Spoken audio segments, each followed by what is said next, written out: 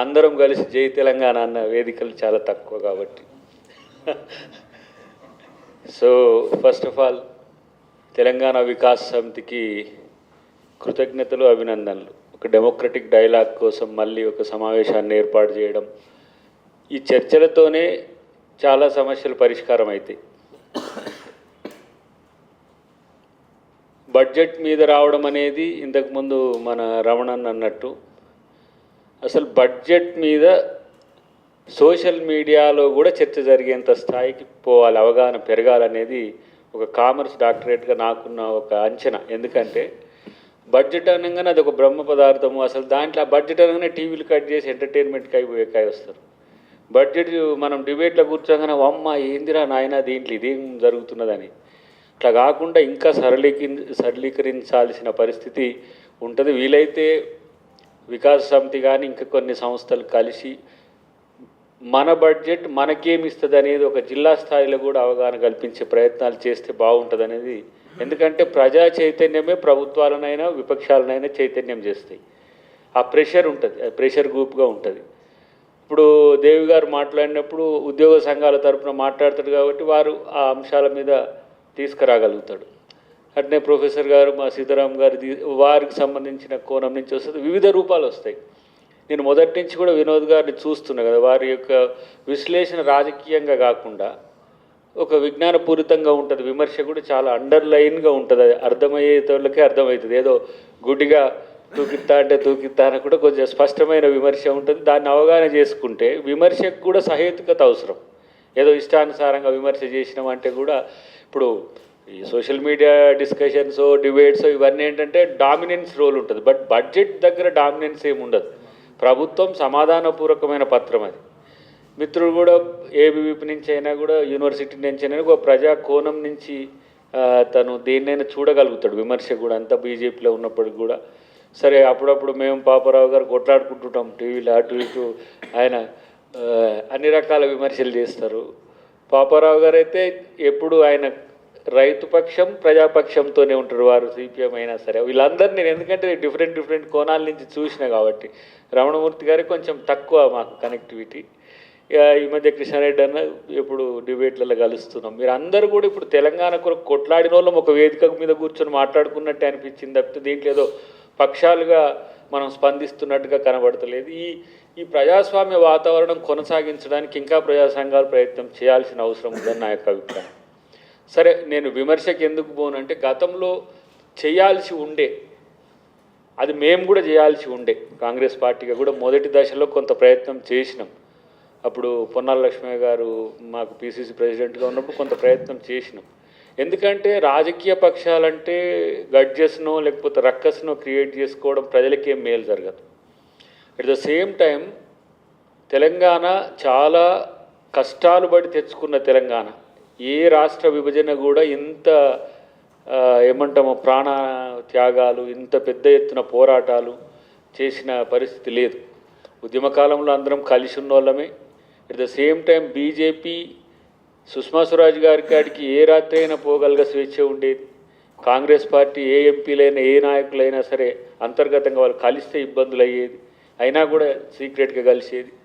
వివిధ పక్షాలు ఆ రోజున అటు టీఆర్ఎస్ కానీ ఇటు జాయింట్ యాక్షన్ కమిటీ కానీ ఎవరినైనా సరే సంప్రదించి మనం తెలంగాణ సాధించుకున్న దేనికోసం అంటే అల్టిమేట్గా ప్రజా అభివృద్ధి, ఈ మానవ అభివృద్ధి కోసమే. ఒక రాష్ట్రంగా డీసెంట్రలైజేషన్ ఆఫ్ ది అడ్మినిస్ట్రేషన్ జరిగితేనే మనకు మేలు జరుగుద్దనే ఉద్దేశంతో మనం రాష్ట్రాన్ని ఏర్పాటు చేసుకున్న తర్వాత సరే, కేసీఆర్ గారి మోడల్ రెండు రకాలుగా ఉన్నది వారిది. నేనంటే కామర్స్ స్టూడెంట్గా ఎనలైజ్ చేసినప్పుడు కొన్ని చర్చలు చేసుకునేది అక్కడక్కడ. మేము ఈయన ఎకనామిక్ మోడల్ ఎంచుకుండా లేకపోతే డెవలప్మెంట్ మోడల్ ఎంచుకుండా అని కొంచెం కామర్స్ వీళ్ళతో ప్రొఫెసర్లతో నేను అప్పుడప్పుడు అంటుంటే, అంటే సోషల్ మోడల్ని ఎంచుకున్నాడు ఆయన ఎకనామిక్ అండ్ డెవలప్మెంట్ కోసము.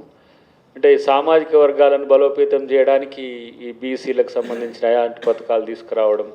ఎకనామిక్ మోడల్ అంటే ఇప్పుడు డెవలప్మెంట్లో ఏ విధంగా ప్రాజెక్ట్స్ కడితే మనకు ఉపయుక్తంగా ఉంటాయనే ఉద్దేశంతో ఆ రెండు కోణాలు తీసుకున్నారు, కొంతమంది విశ్లేషించేది. ఇప్పుడు నేను ఉన్న పలంగా ఈ ఆర్థిక విధానాన్ని మార్చలేదు కాంగ్రెస్ ప్రభుత్వం. ఒక ట్రాక్ పోతున్న క్రమంలో ట్రైన్ కాక ఒక దూరం పోయిన తర్వాత అల్టిమేట్గా టర్న్ తీసుకోవడానికి లేదు. అది క్రమేపీ ఆర్థిక క్రమశిక్షణను, ఆర్థిక దుబారాను అరికడుతూ ఏ విధంగా సామాన్యులకు మేజర్గా ఇప్పుడు 2 సెక్ట్గా చూస్తాం మనం, అర్బన్ తెలంగాణ, రూరల్ తెలంగాణ. మనకేమో రూరల్ తెలంగాణనే ఎక్కువ పరిచయం. 1.2 crores మనం హైదరాబాద్ బేస్డ్గా ఉన్నాం. అలాంటప్పుడు హైదరాబాద్ బేస్డ్ పాపులేషన్ డిమాండ్స్ వేరుంటాయి, రూరల్ తెలంగాణ బేస్డ్ ప్రయారిటీస్ వేరుంటాయి. ఆ ప్రయారిటైజ్ చేయడంలో కూడా నేను ఈ బడ్జెట్ కంటే ముందు బట్టి గారిని దాదాపు ఒక 1.5 hours అసలు వాళ్ళు ఎందుకు, మోటివ్ ఏంది, ఇనిషియేషన్ ఏంది, ఈ బడ్జెట్కు గత బడ్జెట్కు తేడా ఏంటి అసలు. అలాంటప్పుడు మనం ఎలాంటివి తీసుకుంటామని చెప్పే ముందు వారు కలిసి ఆర్థిక పరిస్థితిని కూడా విశ్లేషించారు. ఎట్లా రెవెన్యూ రిసీట్స్ ఎట్లా ఉన్నాయి, ఆ రెవెన్యూ రిసీట్స్ను మనం ఎట్లా ఖర్చు చేస్తున్నాం, కొన్ని సందర్భాల్లో మనం ఎట్లా ప్రజలకు ఇచ్చిన హామీల విషయంలో ఫ్రీబీస్ ఎట్లా, ఆ కన్స్ట్రైంట్స్ను అధిగమించడానికి మనం చేయాల్సిన పద్ధతులు ఎట్లా అనే విషయంలో కొంత క్లారిటీ ఇవ్వగలిగిండ్రు. కానీ ఇది సామాన్య ప్రజలకి ఏంటంటే, రైతులకైనా లేకపోతే ఫార్మర్ కమ్యూనిటీ మేజర్ కమ్యూనిటీ కాబట్టి కన్స్ట్రైంట్స్ అక్కడి నుంచే వస్తాయి. నగదే దాదాపు 48,000 కోట్ల పైచిలుకు నగదు ఒక ఆర్థిక సంవత్సరంలో మనం రైతులకు వెచ్చించినాం. కానీ సాటిస్ఫై చేసినామా అంటే మళ్ళీ రైతు రుణమాఫీ కాలేదు అని, రైతు భరోసా రాలేదని, ఈసారి వస్తున్న అది రియల్ టైం విమర్శలా లేకపోతే ఏంటా అనేది ప్రజలకు మాకు కూడా కొంచెం అర్థమవుతుంది. ఎందుకంటే 20,000 crores 21,000 crores సంథింగ్ లెక్కలు ఏమున్నది దీంట్లో పెద్దగా అవన్నీ ఉంటాయి. కానీ ఒక 31,000 కోట్ల పైచిలకు మనం దాంట్లో 21,000 కోట్ల వరకు మనం పే చేయగలిగినాం. రెండవది దాంట్లో కొన్ని డబ్లింగ్ ఉన్నాయి, రెండవది ఇండ్లు అంటే విడిపోయిన వాళ్ళు అన్నదమ్ముల విషయాలు ఉన్నాయి, కొన్ని బ్యాంక్ కాన్స్టెంట్స్ ఉన్నాయి దానికి సంబంధించి, ఎందుకంటే మేజర్ కమ్యూనిటీ అదే కాబట్టి. సో రైతు భరోసాకు సంబంధించిన అంశంలో రైతు భరోసా డిలే కావడాన్ని, అంటే వాళ్ళ కాలంలో రైతు బంధు అనుకోండి, డిలే కావడాన్ని కొంతమంది రైతులు వ్యతిరేకించారు. ఎందుకంటే అది మాకు చాలామంది మిత్రులు ఏమన్నారంటే, మీరు ఫస్ట్ రైతు భరోసా ఇచ్చేసి రైతు రుణమాఫీని టైం తీసుకోవాల్సింది, 2 లక్షల రుణమాఫీ చేయడం వల్ల ఆర్థిక భారం పెరిగే 2 టెన్యూర్లు మీరు భరోసా ఇవ్వాల్సింది అని అన్నారు. ఈ విషయంలో ఒక పార్టీ ఏంటంటే, ఫస్ట్ ఇయరే ఏ రాష్ట్రంలో అధికారంలోకి వచ్చినా కూడా ఆ రాష్ట్రంలో 2 లక్షల రుణమాఫీ చేయాలి. అప్పటికే కేసీఆర్ గారు 99,000 వరకు అక్టోబర్ మాసంలో చేసి ఉన్నారు. అప్పటికే అది 23 అనుకుంటా, time to subject to correction, 23కే చేసి ఉన్నారు. మరి మళ్ళీ ఇమ్మీడియట్గా మనం ఇవ్వాల్సిన వచ్చింది, అది 2 లక్షల వరకు ఇవ్వాల్సి వచ్చింది. దాంట్లో 1,50,000 2 లక్షలుగా స్లాట్స్గా డివైడ్ చేసిన క్రమంలో 2 లక్షలది కొంత డిలే అనే దానికంటే కూడా దాని కంజెషన్ ఎక్కువ ఉన్నది. 2 లక్షల పైన 10,000 ఉన్న వాళ్ళు కట్టగలిగింది, కానీ 5 లక్షలు ఉన్న వాళ్ళు కట్టలేరు కదా. కాబట్టి మాకెక్కడైంది అనే దాన్ని వచ్చింది.